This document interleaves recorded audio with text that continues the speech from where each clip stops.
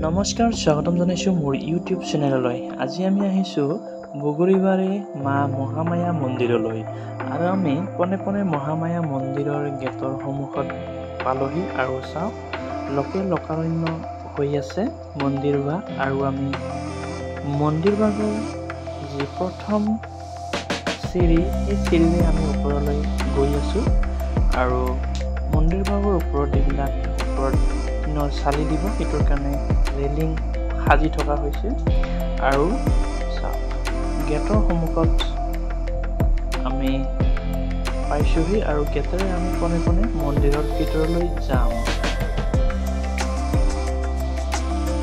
মন্দিৰৰ ভিতৰত আমি প্ৰায় পামেহি আৰু চাওক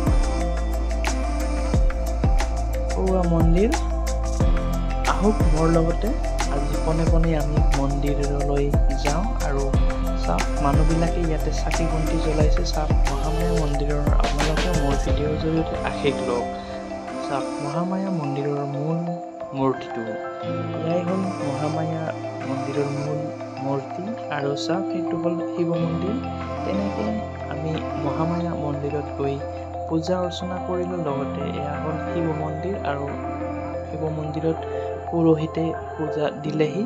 আৰু চাওক ইয়াতে আপোনালোকে মাক যি বস্ত্ৰ আনে সেই বস্ত্ৰ এই গছৰ তলত দিব লাগে আৰু আপোনালোকে সেন্দুৰ আনিলে এই সেন্দুৰ সেই গছৰ তলত দিব লাগে। আৰু এতিয়া আমি পোনে পোনে মন্দিৰৰ ওপৰৰ ভাগলৈ গৈ আছোঁ। চাওক মানুহবিলাকে ৰৈ আছে ওপৰলৈ গৈ আৰু কেৱল দোকান পূজাৰ সামগ্ৰী আপোনালোকে ইয়াৰ পৰা ক্ৰয় কৰিব পাৰে আৰু স্মৃতি স্বৰূপে আপোনালোকে বিভিন্ন ধৰণৰ ইয়াৰে ফটো সা সামগ্ৰী ক্ৰয় কৰি ঘৰলৈ আনিব পাৰে। আহক আমি পোনে পোনে মন্দিৰৰ ওপৰ ভাগলৈ যাওঁ। চাওক সকলোৱে ওপৰৰ ভাগত গৈ আছে আৰু আপোনালোকে গম পায় যে মহামায়া মন্দিৰলৈ আহিলে আপোনালোকে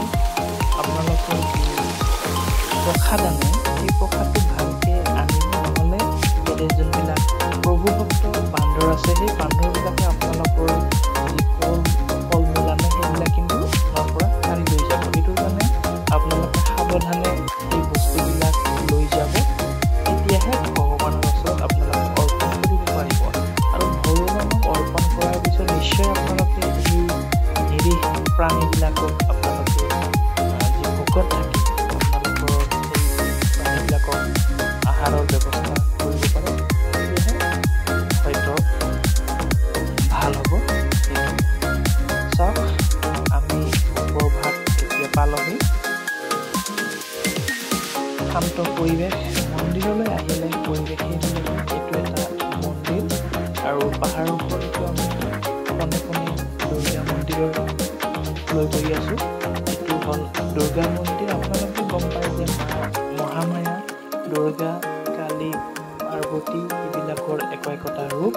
আৰু চাওক আমি এতিয়া তললৈ নামি আহিলোঁ ওপৰৰ পৰা আৰু ইয়াতে বান্দৰবিলাকে কল আৰু ফল মূল তেনেকৈ এইবিলাক খাদ্য মূল মন্দিৰ আছিল।